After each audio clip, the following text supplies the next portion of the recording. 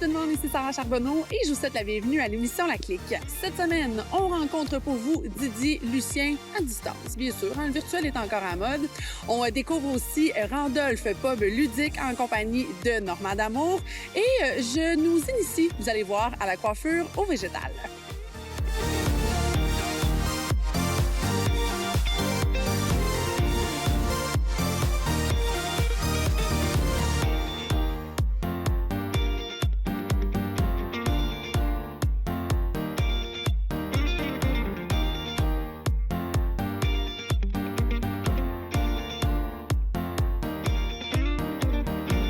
Aujourd'hui, sur La Clique, on part à la découverte de la coloration au végétal. Vous allez voir une tendance qui gagne clairement à être connue.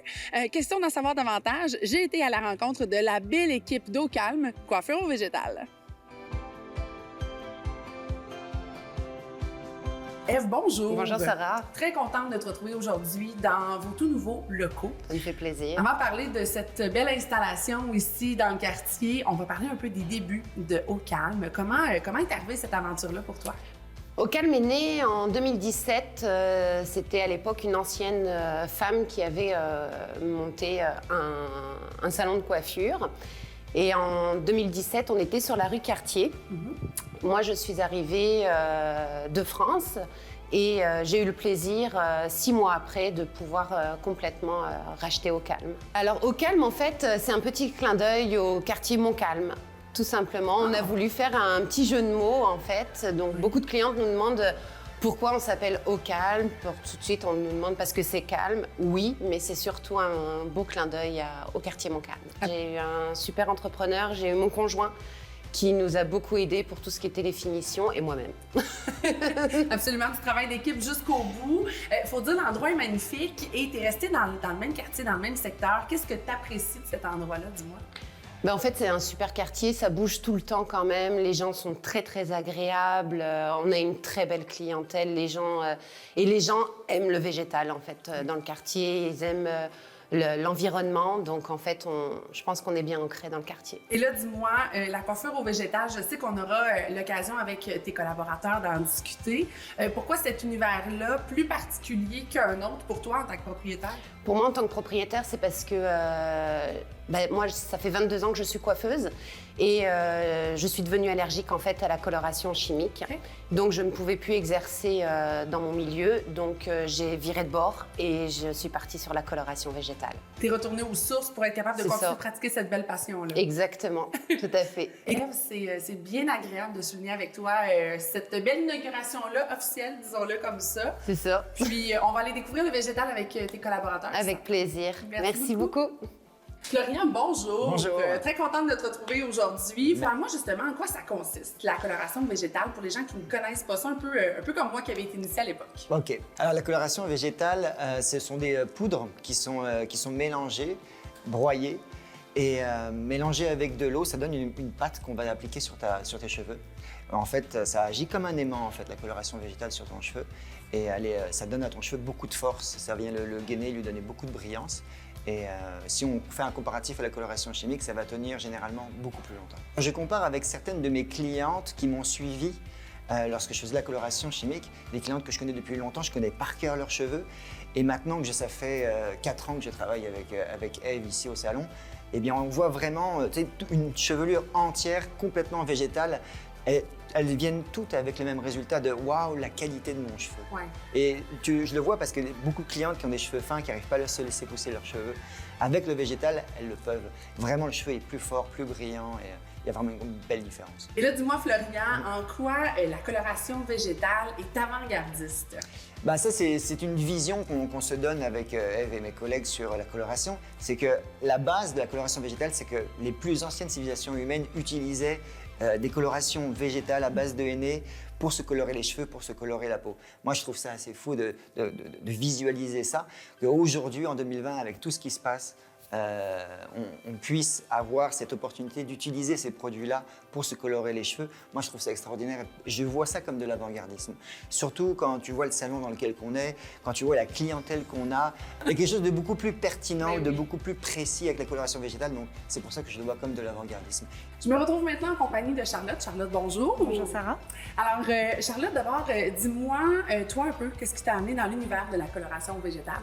Oui, ben moi, ce qui m'a amené dans cet univers-là, c'est vraiment l'impact écologique que ça a.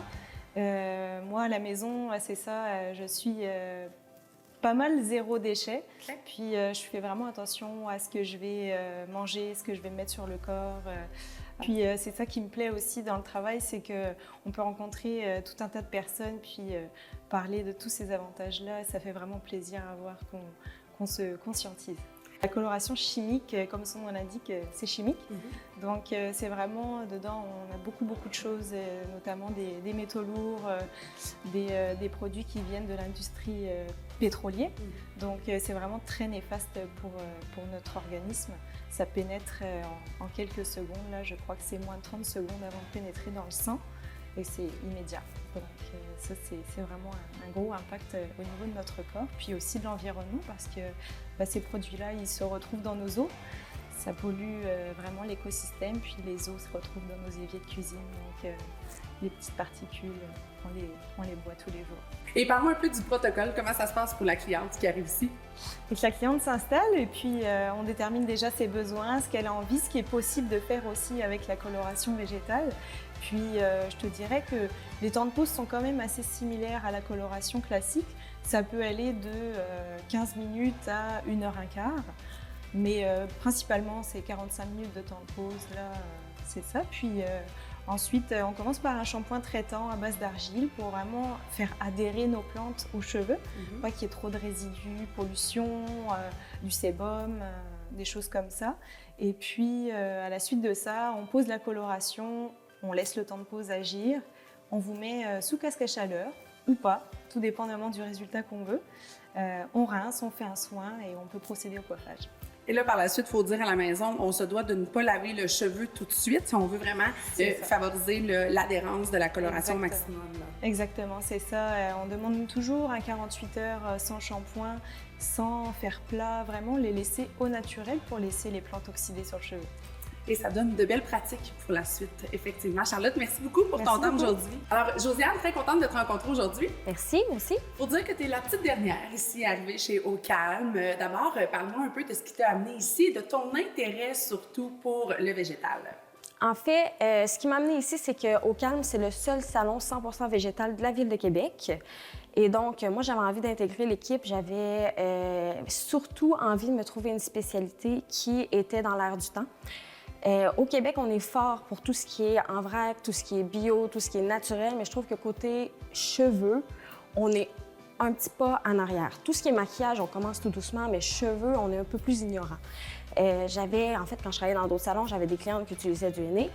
Et pour être honnête, je ne savais pas du tout ce que c'était. Okay. Ouais, tellement que je pensais que ça s'écrivait H-E-N-A ou juste H-N, puis ça se prononçait en anglais N-A. Donc, c'est ça. Tellement que j'avais aucune idée. On pensait que le henné, ça se décolorait vert, que ça faisait tomber les cheveux, qu'une fois qu'on avait ça dans la tête, c'est fini. Et cette ignorance-là a piqué ma curiosité. Et là, Josiane, ce que j'entends finalement, c'est que oui, peut-être la clientèle ne connaît pas assez la coloration végétale, mais même dans le domaine, les coiffeurs, les coiffeuses ont peut-être aussi cette méconnaissance-là. Là. Oui, exactement. En fait, la coloration végétale, c'est pas quelque chose qu'on apprend à l'école, premièrement. Deuxièmement, il y a beaucoup de désinformation qui se fait par rapport à tout ça. On n'arrive pas à aller chercher les informations directement à la source. Moi, cette désinformation-là, ce manque de connaissances me frustrait. J'avais besoin d'en apprendre plus. Quand on parle entre coiffeurs québécois, souvent on dit henné, tout le monde part dans chacun de ses coins, puis il ne faut pas toucher au henné. C'est vraiment mauvais pour le cheveu, mais c'est complètement faux en fait. Et là, dis-moi justement, dans ta pratique jusqu'ici, c'est quoi les commentaires que tu entends puis qui viennent peut-être confirmer que tu as fait le bon choix au niveau de la coloration végétale? En fait, les commentaires que j'entends, le plus souvent, c'est que ça apporte énormément de brillance, ça apporte de la force, ça apporte du volume, ça apporte du corps et ça apporte de la texture. En plus de tout ça, la racine, la repousse, on la voit moins. Ce qui est beaucoup à la mode ici au Québec, c'est les shadow roots. La coloration végétale, ça pousse en shadow roots. Donc, les gens qui se font faire une coloration conventionnelle à toutes les 4 semaines sont portés à revenir plus aux 5 à 6 semaines en végétal. Ça, c'est quelque chose qui est très gagnant pour notre clientèle québécoise qui aime non seulement y aller doucement, mais aussi, on a un peu ce côté américain-là qu'il faut que tout soit parfait du premier coup. Donc, au moins, ce petit shadow roots-là, ça nous fait pardonner la coloration végétale, ça nous fait l'apprivoiser, puis on apprend à y faire confiance tout doucement. Au retour de la pause, ma collègue Rosalie rencontre pour vous Didier Lucien.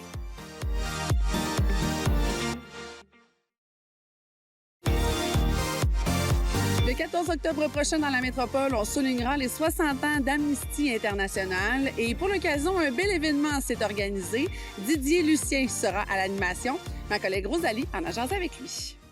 Le 14 octobre prochain, la 5e salle de la Place des Arts accueillera l'événement qui célébrera les 60 ans d'Amnesty International, qui aura l'honneur d'être animé par nul autre que Didier Lucien. Bonjour Didier, comment vas-tu? Bonjour, ça va bien, toi? Ça va bien, merci. Avant qu'on parle de l'événement qui aura lieu ce mois-ci, j'aimerais qu'on parle d'Amnesty International. Qu'est-ce que c'est exactement et quelle est sa mission? Ben, c'est un mouvement mondial de défense des droits humains. Et c'est, comme je l'ai dit, mondial, c'est la Terre au complet, mais c'est pas gouvernemental. C'est vraiment un organisme par les gens, pour sauver l'humanité. Ça semble gros dit comme ça. Hein? Oui, pour moi, c'est comme un regroupement de super-héros qui est pour la défense des droits humains. Puis, en ce moment, c'est quelque chose qu'on a vraiment besoin.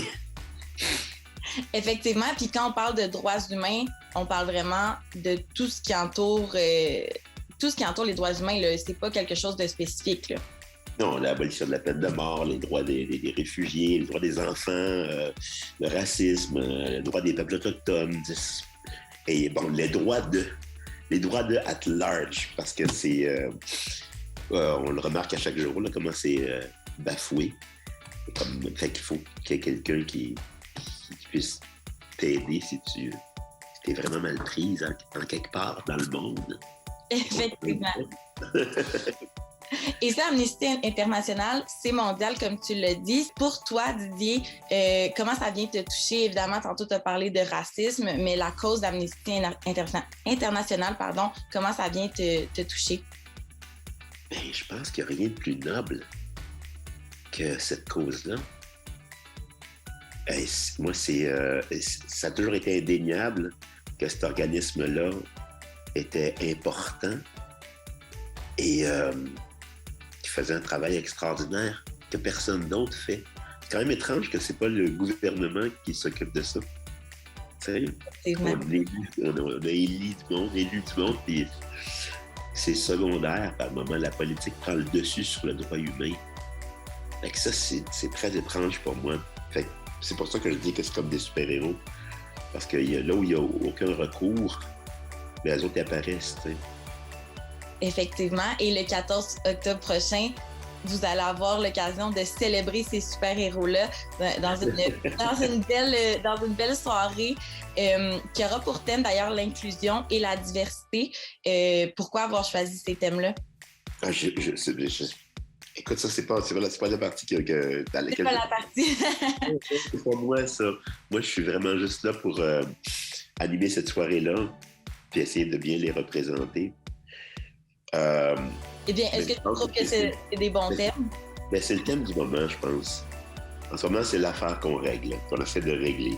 Évidemment, on ne réussira pas, là. Mais au moins à faire des pas en avant de ce côté-là, tu sais. Mais en même temps, les droits humains, les droits des femmes, tu sais, c'est comme quelque chose qui est vraiment pas réglé. Pour moi, c'est le truc numéro 1. Mais mais là, cette fête-là, ça va être comme le racisme systémique, puis l'inclusion. Qui est aussi extrêmement importante. Et durant la soirée, il y aura plusieurs artistes, notamment Safia Nolin, Annie Villeneuve, Naya Ali, j'en passe. Est-ce que tu trouves que c'est des artistes qui représentent bien les thèmes de la soirée? Ouais, oui, je trouve que c'est parfait. Il y a Clean Friends qui sont là aussi, avec qui j'ai fait un vidéoclip. Et c'était drôle parce qu'eux autres, je les connaissais pas du tout. Ils m'ont demandé de jouer dans un clip. Puis j'ai rencontré cette gang-là qui parle français et anglais, mais pas en slang. Et ils switchent du français à l'anglais d'une façon que je n'avais jamais vue. Puis leur amitié aussi, comment ils étaient ensemble, je trouvais que c'était un bon groupe pour cette soirée-là. Je trouve que ça... Il y avait un... Ouais, puis je ne sais pas d'où ils viennent, mais ils viennent de toutes sortes de coins différents. Puis c'est des êtres très différents, mais qui s'entendent à merveille. Je trouvais que c'était assez représentatif de ce que je pense que Amnesty International essaie de faire. À quoi est-ce qu'on peut s'attendre pour cette soirée-là, pour les gens qui auront la chance d'y assister? Bon spectacle, une chose qui n'arrive pas depuis très, très longtemps, d'être regroupé dans la même salle pour regarder quelque chose. Wow, c'est pas... faut s'attendre à ce qu'on a déjà vécu à l'époque. C'est comme un retour à la vie. Un retour à l'arrière. Ben, Oui. C'est sûr que c'est pour une excellente cause de faire un retour à la vie pour cette cause-là. Oui. Et dis-moi, Didier, pour Amnesty International, comment ça fonctionne? Parce qu'on l'a dit tantôt, c'est pas gouvernemental, donc j'imagine que ça fonctionne beaucoup par des dons et que d'assister à cette soirée-là, ça va les aider. Oui, c'est une soirée bénéfice. Fait que l'idée, c'est que pour que l'organisme continue de fonctionner, ici, il a évidemment besoin d'argent. Il y a toujours quelqu'un qui passe aux portes chaque année, puis on donne toujours un petit peu d'argent, nous autres. On donne pas d'argent à toutes, mais ça, dans notre famille, on a toujours donné de l'argent pour Amnesty International. Fait que, je pense que c'est important de donner des dons pour que ça... Parce qu'on ne sait jamais à qui les choses arrivent et quand ça va arriver. Fait que, tu sais, il faut garder cet organisme-là vivant encore, je pense. Je pense qu'on n'en a pas fini avec. Et quelle belle façon de donner que d'aller assister à un spectacle avec plusieurs artistes et avec toi à l'animation. Quelle belle façon de donner. J'invite les gens à aller visiter le site d'Amnesty International parce que c'est toujours le temps d'aller acheter des billets. Et ça, bien, ça va être le 14 octobre à la 5e salle de la Place des Arts. Effectivement, donc on vous souhaite une excellente soirée. J'invite aussi les gens qui vont aller visiter le site à regarder parce qu'il y a toutes sortes d'événements qu'Amnesty International font et qui sont tout aussi intéressants. Et ça, c'est une belle soirée pour les célébrer. Merci beaucoup, Didier. On vous souhaite un excellent événement. Puis on souhaite à Amnesty International que ça dure encore très longtemps. Merci beaucoup. Au retour de la pause, soyez là, on s'entretient avec Normand D'Amour qui nous parle de jeux de société dans un environnement bien particulier.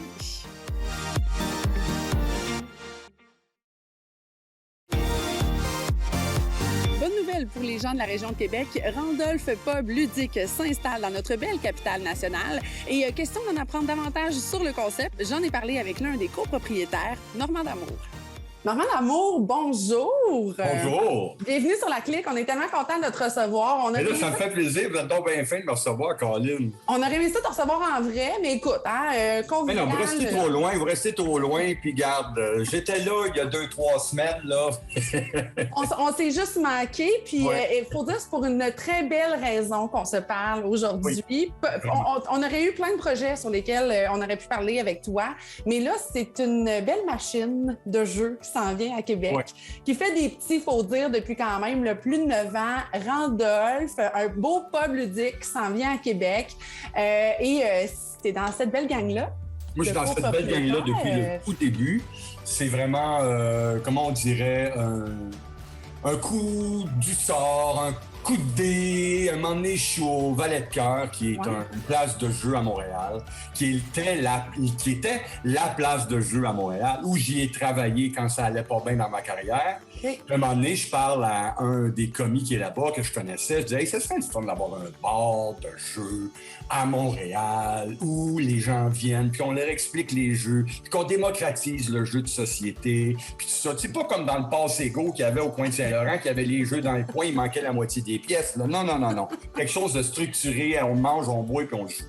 Ben ouais, c'est donc bien drôle que tu me parles de ça. J'étais avec 2 autres gars, on est en train de faire une étude de marché, on cherche une place pour se partir une place comme ça. J'étais tabarouette. Je suis connu comme Barabas en passion, ça vous tente d'avoir une 4e roue à votre chariot? Ben oui. Regarde, moi, je vais faire votre PR, je vais être là, je vais me mettre ma face partout, je vais parler du Randolph. Ils ont accepté.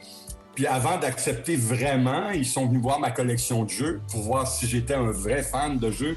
Et là, tous ces gars-là qui avaient à l'époque 22, 23, 24 ans, qui sont des geeks, des vrais gamers, ils regardaient ma collection et ils ont fait « Ah, t'as ça! Oh man, t'as ça! » OK, c'est tous des jeux qu'eux connaissaient, qu'ils voyaient plus, qui n'existaient plus, mais que le vieux avait encore. Fait que c'est à partir de là que ça a commencé, puis depuis ce temps-là, ça n'a pas arrêté. On est rendu avec 7 Randolph dans le Québec. On a un à Laval, on en a à Repentigny, Trois-Rivières, 10-30. Et maintenant, on s'en vient dans le hall Fleur de Lys. C'est à Limoilou, si je me trompe? Écoute, oui, secteur Limoilou, c'est vraiment hyper central à Québec, sincèrement. Là, mais oui, effectivement, là, limite Limoilou, à côté de tout, à 5 minutes du Vieux-Québec, à 5 minutes de Le Bourgneuf, Cégep pas loin, le nouveau campus de l'UQTR, effectivement. Effectivement, un spot de choix côté sélection de lieux. Et là, il faut dire, vous allez avoir un méchant gros local. Pour l'occasion, je pense que c'est plus de 200 places là, qui vont être possibles. Possible. Hein, hors pandémie.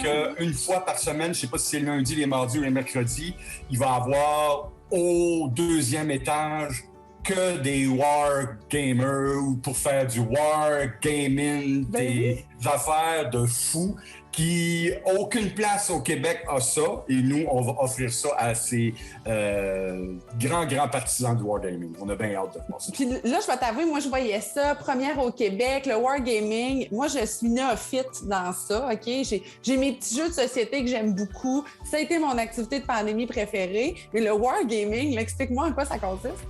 Tu veux pas t'embarquer là-dedans. À moins que tu sois complètement fou, tu peux t'acheter jusqu'à des milliers de figurines. Faut que tu joues sur une table qui a de l'air d'une grosse table de ping-pong que tu construis avec des arbres, puis de l'eau, puis des buildings, puis l'affaire que tu as peinturé pendant des dizaines, des centaines d'heures. Wow. Et là, avec des règles, tu mesures tes attaques, tu roules des dés. C'est vraiment épique comme affaire. C'est le fun. Mais si t'es pas un vrai geek de wargaming, tu vas faire... Bon, OK, moi, j'ai juste ma petite gang. Pour compétitionner avec les autres, il faut peut-être ta grosse gang. Fait que c'est cette chance-là qu'on veut donner à ces gars-là qui sont complètement givrés du wargaming. Wow, puis j'imagine que ça doit être un beau spectacle à voir aussi. Oui, aussi. Juste les voir aller. C'est des voir aller, puis tu dis, ah oui, comment ils vont faire pour aller attaquer là? Mais non, c'est vraiment cool. Il y a des tanks, il y a des monstres, il y a toutes sortes d'affaires. C'est vraiment fou.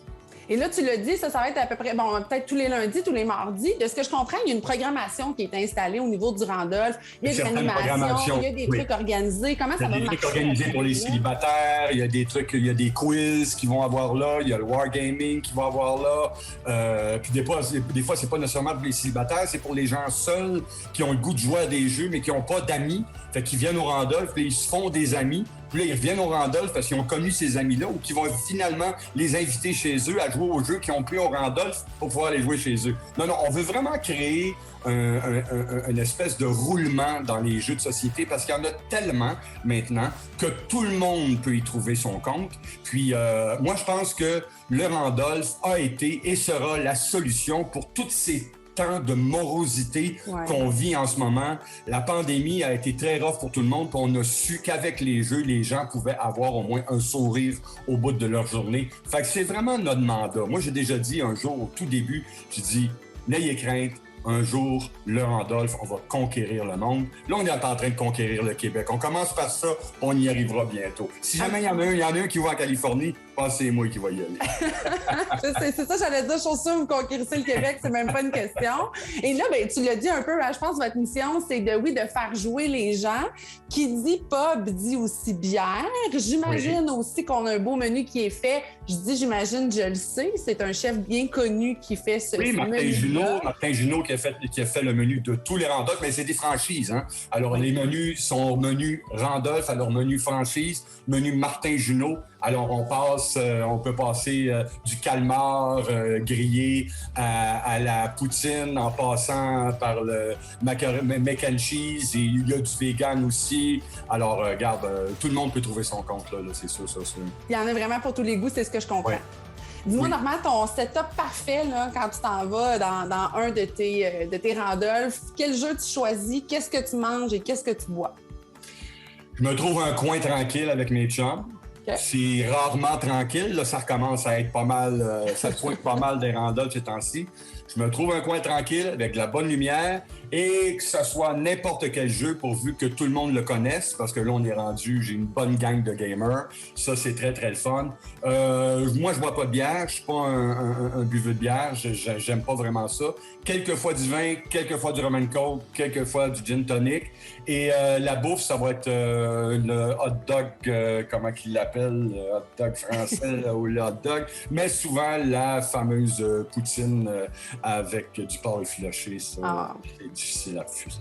Ça sonne effectivement déjà très, très bon. Alors, c'est ton genre de setup parfait. Petit jeu là, pour ceux qui vont, exemple, aller s'initier aux jeux de société, peut-être qu'ils ne sont pas des habitués malgré la pandémie. Par quoi tu nous conseilles de commencer? Oh mon Dieu, les Aventuriers du Rail, TTMC, Catan.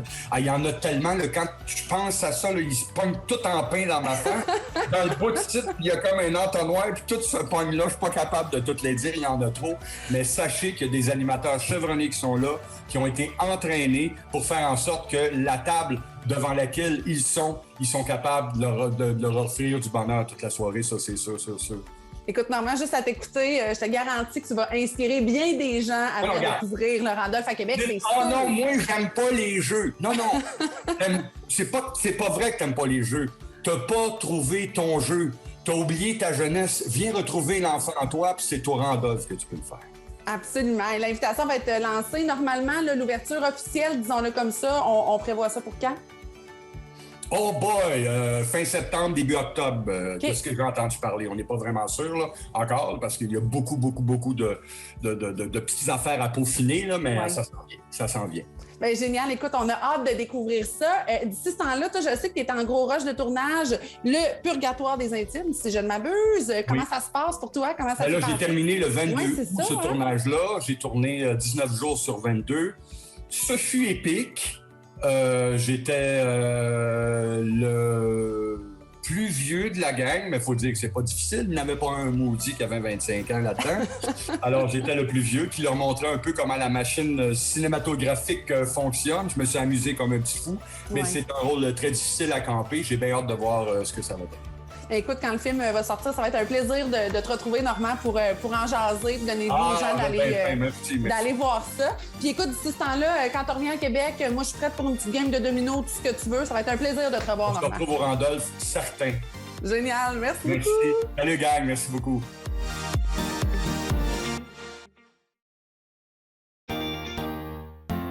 Alors voilà, c'est ainsi que se conclut l'émission pour cette semaine, en espérant que vous ayez apprécié nos différentes rencontres. Bien sûr, pour voir nos précédentes émissions de La Clique ou encore vous donner un petit aperçu de ce qui s'en vient, je vous invite sur le télémag.tv, lelaclique.com et bien sûr à nous suivre sur les réseaux sociaux. Quant à moi, je vous retrouve la semaine prochaine. Bye tout le monde!